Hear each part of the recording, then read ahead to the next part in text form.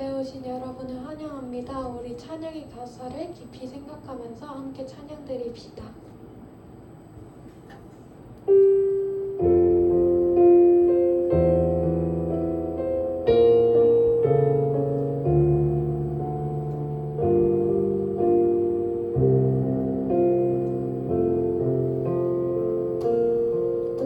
주 부르심 따라 예수 이름 부르며 나의 인생을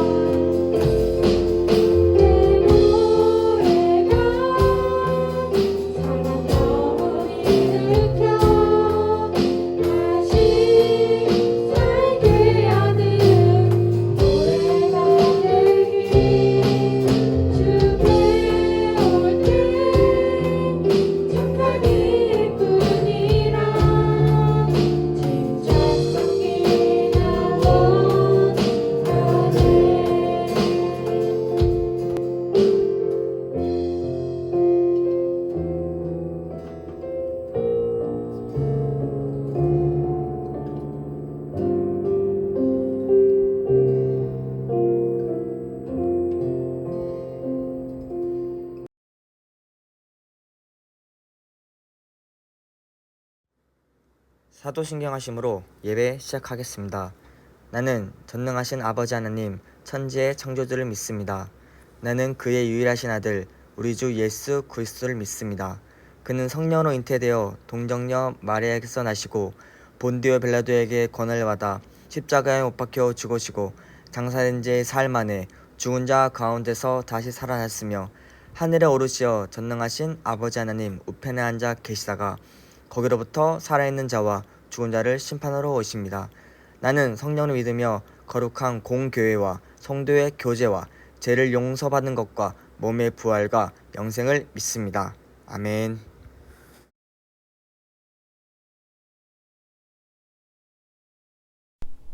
안녕하세요, 핑거트 친구들. 자, 오늘은 막힌 담을 무너뜨려라는 제목으로 함께 말씀을 나누고자 합니다. 자, 오늘의 본문 말씀 여호수아 6장 5절 말씀 다 같이 읽어보도록 하겠습니다. 준비 시작. 제사장들이 양각 나팔을 길게 불어 그 나팔 쇠가 너희에게 들릴 때에는 백성은 다 큰 소리로 외쳐 부를 것이라. 그리하면 그 성벽이 무너져 내리니니 백성은 각기 앞으로 올라갈지니라 하시매. 아멘. 자, 오늘의 말씀 굉장히 익숙하지 않습니까? 푸른코터 2022년 표어가 바로 막힌 담을 무너뜨려라 입니다. 자, 이 막힌 담을 어떻게, 무엇을 무너뜨려야 할까요? 이 성경의 본문 말씀을 이해하려면 당연히 성경 말씀을 이해해야 합니다. 그럼 이 도노사님이랑 같이 이 말씀의 배경에는 어떤 사건들과 어떤 인물들이 있는지 한번 알아보도록 하겠습니다. 자, 본문 말씀에 성벽이 무너져 내리니니 라는 말씀이 있죠. 그리고 구약 성서에 바로 여호수아서입니다. 이 단서들을 추리하고 종합해보면 어떤 사건이 바로 떠오르나요? 어떤 사건이 생각이 나나요? 네, 여러분이 생각하신 그대로 바로 여리고성을 무너뜨리는 여호수아와 이스라엘 백성들이 바로 떠오릅니다. 자, 성경의 배경을 한번 조사님 말씀드릴게요. 여호수아와 갈렙만이 남은 이스라엘의 첫 세대와 이제 여호와를 알지 못하고 전에 듣기만 한 광야 2세대가 요단강 앞에 머물렀습니다. 이스라엘의 행선지는 요단강 건너 여리고성이었죠. 이 요단강이 하나님이 말씀하신 젖과 꿀이 흐르는 땅을 가기 위한 마지막 관문이자 방해물이었습니다. 요단강의 최대 폭이 1.6km, 그리고 깊이는 3에서 4m까지 꽤 깊은 강입니다. 그러한 강을 건너야 합니다. 우리는 어떻게 과연 할까요? 자, 강을 건너야 하니까 뗏목을 한번 만들어 봅시다. 이렇게 생각을 할까요? 이렇게 생각을 하나요? 수십만 명이 있는데 언제 뗏목을 만들고 언제 다 뗏목을 타고 이동을 하나요? 여호수아는 하나님의 말씀대로 제사장들에게 언약궤를 메고 맨 앞에 서서 나아가라고 했습니다. 자, 3장 8절에서 9절 말씀 보겠습니다. 너는 언약궤를 맨 제사장들에게 명령을 이르기를 너희가 요단 물가에 이르거든 요단에 들어서라 하라. 여호수아가 이스라엘 자손에게 이르되 이리 와서 너희의 하나님 여호와의 말씀을 들으라 하고. 아멘. 자, 하나님께서 여호수아에게 명령하셨고 여호수아가 하나님의 말씀을 말하는 장면입니다. 이 언약궤를 맨 제사장들의 심정은 과연 어떠할까요? 그 깊은 강을 언약궤를 메고 지나가라는 이 말이 지금 말이 되는 소리인가? 여호수아가 지금 노망이 났나? 아니면 치매가 벌써 왔나? 지금 그냥 우리들 보고 죽으라는 소리인가? 이 무거운 언약궤를 메고 들어가면, 이 요단강 물에 들어가면 그냥 죽을 텐데 뭐 하는 짓이지? 이렇게 불평불만하였나요? 제사장들은 하나님의 말씀을 믿었습니다. 그래서 당연히 하나님의 종인 여호수아의 말을 믿었죠. 그래서 불평불만 없이 언약궤를 메고 그 깊은 강에 발을 뻗을 때 흘러내려오는 요단강의 물들이 그치고 모든 백성이 요단을 건너기를 마칠 때까지 안전하게 그 마지막 관문인 요단강을 건널 수 있었습니다. 이 부분에서 우리가 봐야 할 것은 바로 순종입니다. 순종이 제사보다 하겠다라는 말씀처럼 우리는 하나님의 말씀이 아무리 불합리하더라도, 말이 안 되더라도 하나님께서 말씀하시면 우리는 그 즉시 순종하는 자세가 필요합니다. 전도사님이 자주 하는 말이 있습니다. 목이 뻣뻣하면 안 되는 겁니다. 자, 이렇게 건너가고 또 한 번의 순종이 나옵니다.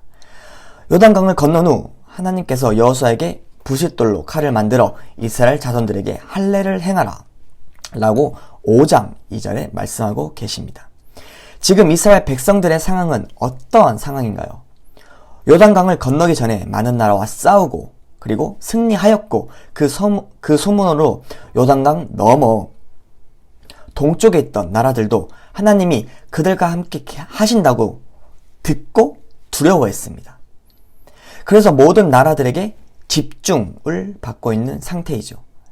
여기에서 좋은 모습, 그리고 건강한 모습, 그리고 용맹스러운 모습만 보여줘도 앞으로 있을 전쟁에서 이기기 어려운 상황인데 할례를 하라고 합니다. 할례가 무엇인가요? 남성 성기의 포피를 절개하는 것을 말하고 있습니다. 그 여호수아 시절에 과연 소독약이 있겠습니까? 그리고 부싯돌로 칼을 만들어서 행했다고 합니다. 딱 할례를 받고 단 며칠 만에 정상생활로 돌아갈 수 있을까요? 전혀 아닙니다. 전혀 아니죠. 적어도 2500년 전에는 더 오래 걸리고 회복도 더디겠죠. 모든 남성이 해야 했습니다. 전쟁은 누가 하나요? 남자가 이 시절엔 했습니다. 그런 국력이 되는 남성들이 지금 다 누워서 아무 힘도 못 쓰고 있는 상황이 된 겁니다. 생각이 있나요? 지금 안 그래도 요단강 건너서 건너편에 있는 모든 나라들이 이스라엘을 지켜보고 있는 상황입니다. 남자들이 다 텐트 안에서 누워있고 아무것도 못하고 있고 할례를 해서 지금 아무 힘도 없으니 지금이 기회다. 지금 쳐들어가자 라고 하기만 하면 힘 한 번 못 쓰고 꼼짝없이 죽어야 하는 상황입니다. 하지만 여호수아는 하나님의 말씀대로 순종하여서 할례를 시행합니다.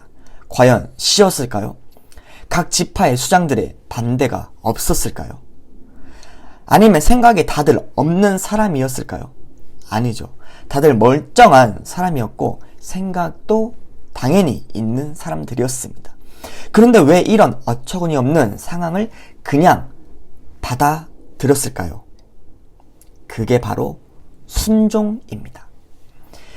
그리고 본문 말씀에 이스라엘 백성들에게 또 한 번의 순종을 요구하십니다. 이제 여리고성을 치려고 하는데 하나님의 사자가 여호수아 앞에 나타나서 이런 말씀을 전하죠. 여호수아 6장 3절에서 5절 말씀입니다. 자, 다 같이 한번 읽어보도록 할게요. 준비 시작. 너희 모든 군사는 그 성을 둘러 성 주위를 매일 한 번씩 돌되 엿새 동안을 그리하라.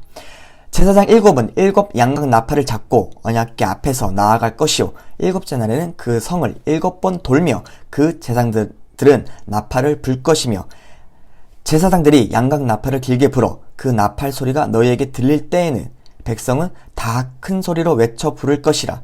그리하면 그 성벽이 무너져 내리니 백성은 각기 앞으로 올라갈지니라 하시매. 아멘.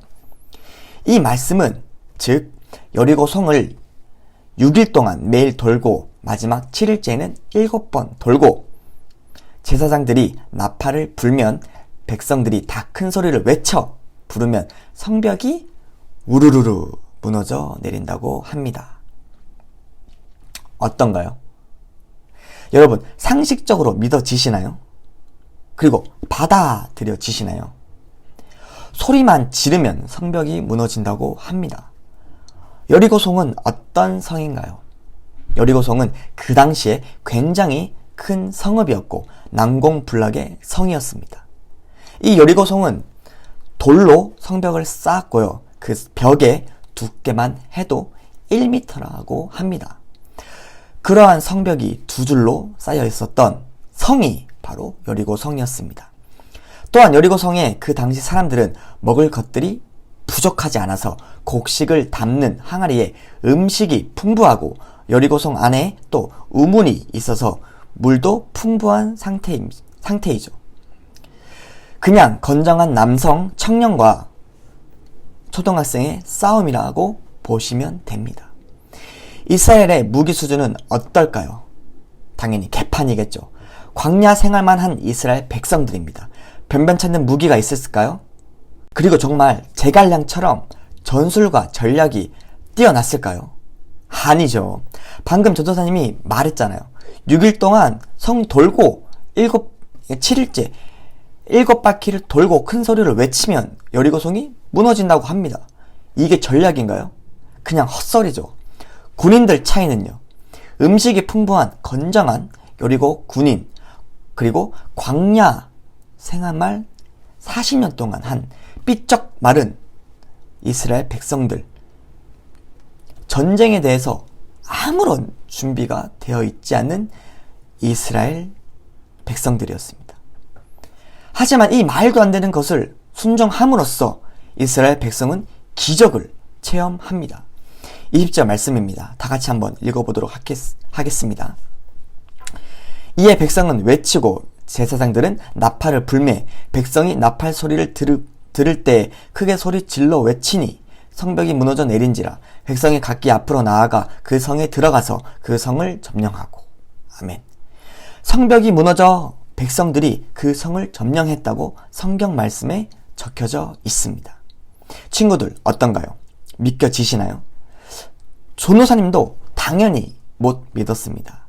이 여리고성 뿐만 아니라 홍해를 가는 일, 예수님께서 물 위에 걸어 가신 일, 물이 포도주로 변한 일, 그리고 죽은 나사로가 살아난 일, 전도사님이 처음부터 믿었을까요? 과연? 아니요. 믿지 못했습니다. 당연히 허구의 이야기, 허상의 이야기라고 생각했어요. 왜요? 이게 맞으니까. 요즘 시대 사람들 팩트 정말 좋아하죠. 다시 못 살아나는 게 팩트니까. 홍해를 지팡이로 가르지 못하는 것이 팩트니까 지금 이 과학 문명의 시대에서 무슨 이러한 거짓말을 믿겠어 라고 생각을 했습니다. 하지만 전도사님도 여호수아처럼 하나님의 전지전능하신 말씀 앞에 순종할 때 그때 경험했습니다. 이 성경의 1.1핵도 거짓이 아니라는 사실을요. 아니, 하나님의 그 크신 섭리와 사랑을 말로 그리고 성경책 안에 다 담을 수도 없다는 것을. 그 순간 나의 막혀있던 모든 담들이 무너져 내렸습니다. 여러분은 지금 어떤 담에 막혀져 있나요? 나의 생각, 물질, 외모, 돈, 감정, 그리고 그리스도에 대한, 그리고 믿음에 대한 아무런 관심이 없는 무관심? 이런 담들을 무너뜨리려면 어떠한 것이 필요한가요? 오늘 본문 말씀처럼 그 기적 같은 일들이 생겨나는 비결, 말로만 듣던 신기한 일들이 일어나는 비결, 바로 순종입니다.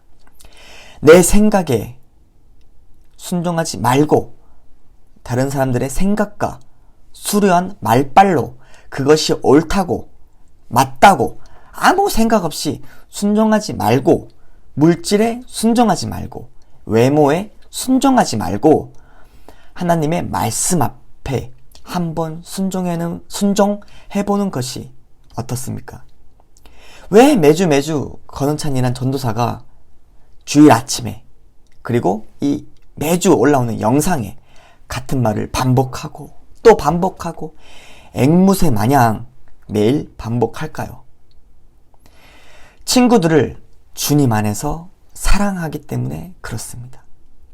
친구들이 구원 받았으면 좋겠어요. 전도사님은 정말 하나님의 사랑을 경험했으면 좋겠어요.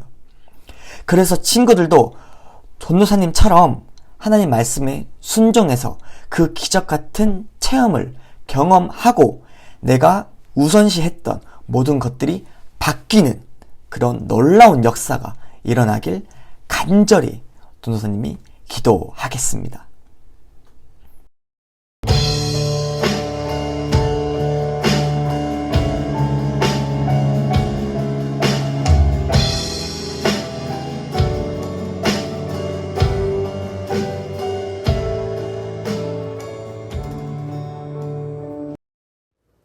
주기도문으로 푸른금토 예배 마치겠습니다. 하늘에 계신 우리 아버지, 아버지의 이름을 거룩하게 하시며 아버지의 나라가 오게 하시며 아버지의 뜻이 하늘에서와 같이 땅에서도 이루어지게 하소서. 오늘 우리에게 일용할 양식을 주시고 우리가 우리에게 잘못한 사람을 용서하여 준 것 같이 우리의 죄를 용서하여 주시고 우리를 시험에 빠지지 않게 하시고 악에서 구하소서. 나라와 권능과 영광이 영원히 아버지의 것입니다. 아멘.